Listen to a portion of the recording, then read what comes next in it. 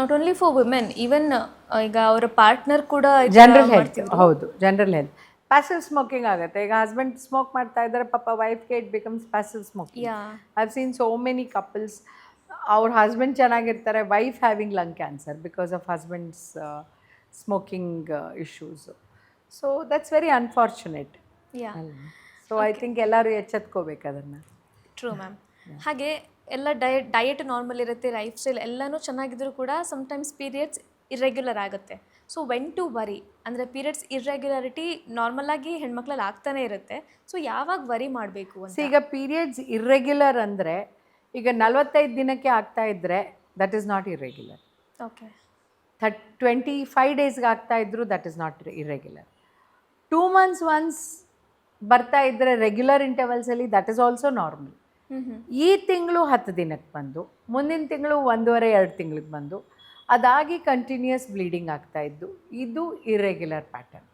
So ಈ ಥರ ಆದಾಗ ನಿಮಗೆ 10 ದಿನ ಬ್ಲೀಡ್ ಆಯಿತು, ಇಲ್ಲ ಲಾಸ್ಟ್ ಮಂತ್ ಬ್ಲೀಡೇ ಆಗಿಲ್ಲ, ಈಗ ಸಡನ್ನಾಗಿ ಕಂಟಿನ್ಯೂಯಸ್ ಬ್ಲೀಡ್ ಆಗ್ತಾ ಇದ್ದೀರಾ, ಈ ಥರ ಸಿಚುವೇಶನ್ಸಲ್ಲಿ ಡಾಕ್ಟ್ರಲ್ಲಿ ನೋಡೋದು ಇಂಪಾರ್ಟೆಂಟ್.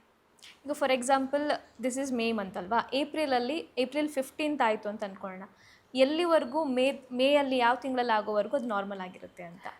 ಏಪ್ರಿಲ್ 15th ಅಂದರೆ ಮೇ ಅಟ್ಲೀಸ್ಟ್ 10th ಮೇಲೆ ಬರಬೇಕು periods. 25 days. May 10th May 25ವರೆಗೂ ಬರಬೇಕು. May 30th June first week ಆದರೂ ಬರದೇ ಇದ್ದರೆ then they have to get themselves checked. Okay. But ಎಷ್ಟು ಸಲ ನೆಗ್ಲೆಕ್ಟ್ ಮಾಡ್ತಾರೆ, ಪೀರಿಯಡ್ಸ್ ಅಲ್ವಾ ಮತ್ತೆ ಆಗುತ್ತೆ ಬೇಡ ಅಂತ, ಈ ಥರ ಬಿಟ್ಟು then it converts into PCOS? Not necessarily. ಈ ಥರ ಇರ್ರೆಗ್ಯುಲರ್ ಆಗ್ತಾ ಇದ್ದರೆ ಅದು ಕನ್ವರ್ಟ್ ಆಗಲ್ಲ, PCOS ಇರೋದ್ರಿಂದ ಅವ್ರಿಗೆ ಹಂಗಾಗುತ್ತೆ. ಓಕೆ. ಅಲ್ಲ, ಬಟ್ 1 ಸಲ 2 ಸಲ ಆದರೂ ಕೂಡ ಅದು PCOS ಇಂದ ಅಂತಾನೇನಾ? ಅಲ್ಲ, it may be just an anovulatory cycle. PCOS ಇದ್ದರೆ ಇವ್ರಿಗೆ ಈ ಥರ ಇರ್ರೆಗ್ಯುಲರ್ ಆಗೋದು. ಬಟ್ 1 ಸರಿ 2 ಸರಿ ಆದರೆ ವೇಟ್ ಗೇನ್ ಆಗಿರ್ತಾರೆ, ಒಂದು ಆ್ಯನೋವ್ಯುಲೇಟರಿ ಸೈಕಲ್ ಬರುತ್ತೆ. ಈಗ weight gain may be just 2 or 3 kgs also, ಆವಾಗಲೂ ಆ್ಯನೋವ್ಯುಲೇಟರಿ ಸೈಕಲ್ ಬರುತ್ತೆ. Okay. So it is always better to be cautious and take precaution. Yeah. ಇನ್ನು ಕೆಲವರು ರೆಗ್ಯುಲರ್ ಆಗಿ ಪೀರಿಯಡ್ಸ್ ಆಗ್ತಾ ಇರುತ್ತೆ ಮ್ಯಾಮ್, ಬಟ್ ಬ್ಲೀಡಿಂಗ್ ಮಾತ್ರ ಲೈಕ್ ಫಸ್ಟ್ 1 ಅಥವಾ 2 ಡೇಸ್ ಇರುತ್ತೆ, ಆಮೇಲೆ ಇರೋದಿಲ್ಲ, ಇದು ಕೂಡ ನಾರ್ಮಲ್ ಆಗಿರುತ್ತಾ? Scanty flow once again PCOS ಅಲ್ಲೂ ನೋಡ್ತೀವಿ ನಾವು. ಓಕೆ. ಸ್ಕ್ಯಾಂಟಿ ಫ್ಲೋ ಎಲ್ಲರಿಗೂ ಆಗಲ್ಲ, ಬಟ್ ಸ್ಕ್ಯಾಂಟಿ ಫ್ಲೋ ಆಗ್ತಾ ಇದೆ ಅಂದರೆ we tell them have you put on weight ಅಂತ.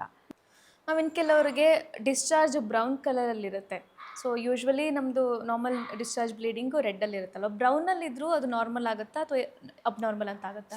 ಇದು ಜನಕ್ಕೆ ತುಂಬ ಭಯ ಆಗೋದು ಬ್ರೌನ್ ಡಿಸ್ಚಾರ್ಜ್ ಬಂದಾಗ. ಹೌದು. ಬಟ್ ಅದು ಕ್ಲಾಟ್ಸ್, ಅದು there is nothing to worry. ಅಂದರೆ ಫಸ್ಟ್ ಡೇಯಿಂದ ಬ್ರೌನ್ ಬಂದರೂ ನೋ ಪ್ರಾಬ್ಲಮ್. ಅದು ಪ್ರಿಮೆನ್ಸ್ಟ್ರಲ್ ಸ್ಪಾಟಿಂಗ್ ಅಂತ ಹೇಳ್ತೀವಿ. ಅದು ಸ್ವಲ್ಪ ಬ್ರೌನ್ ಡಿಸ್ಚಾರ್ಜ್ ಆದರೂ ತೊಂದರೆ ಇಲ್ಲ. ವಜೈನಲ್ ಡಿಸ್ಚಾರ್ಜು ಅಂದರೆ ಈ brownish stained vaginal white discharge ಏನಾದ್ರು ಇದ್ದರೆ ಆವಾಗ ತೋರಿಸ್ಕೋಬೇಕು.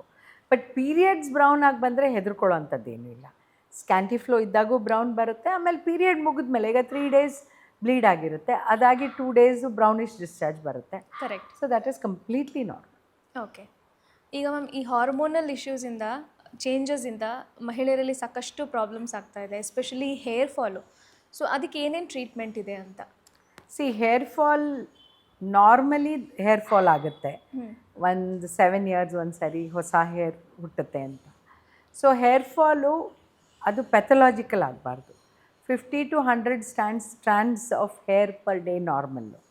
ಇನ್ ಕೇಸ್ ಅದು ತುಂಬ ಆಗ್ತಾಯಿದ್ರೆ ದೆನ್ ಒಂದು PCOS ಅಲ್ಲಿ ಜಾಸ್ತಿ ಆಗುತ್ತೆ, ಎನಿಮಿಯಾ ಇದ್ದರೆ ಜಾಸ್ತಿ ಆಗುತ್ತೆ, ಪ್ರೆಗ್ನೆನ್ಸಿ ಪೋಸ್ಟ್ ನೇಟಲಲ್ಲೂ ಹೇರ್ ಫಾಲ್ ಆಗುತ್ತೆ.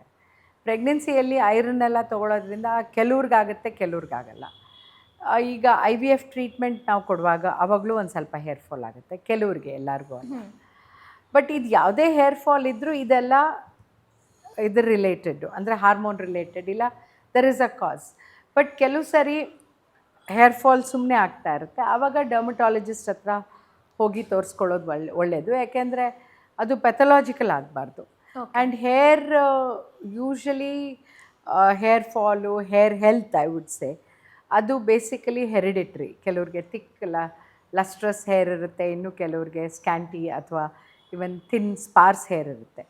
ಸೊ ಅದನ್ನು ನಾವು ಥಿಕ್ ಮಾಡೋಕ್ಕಾಗಲ್ಲ, ಬಟ್ ಅಟ್ಲೀಸ್ಟ್ ಫಾಲ್ನ ಪ್ರಿವೆಂಟ್ ಮಾಡಿ ಅವ್ರನ್ನ ಹೇರ್ ಕ್ವಾಲಿಟಿ ಆ್ಯಂಡ್ ಹೇರ್ ಹೆಲ್ತನ್ನು ನೋಡ್ಕೋಬೋದು.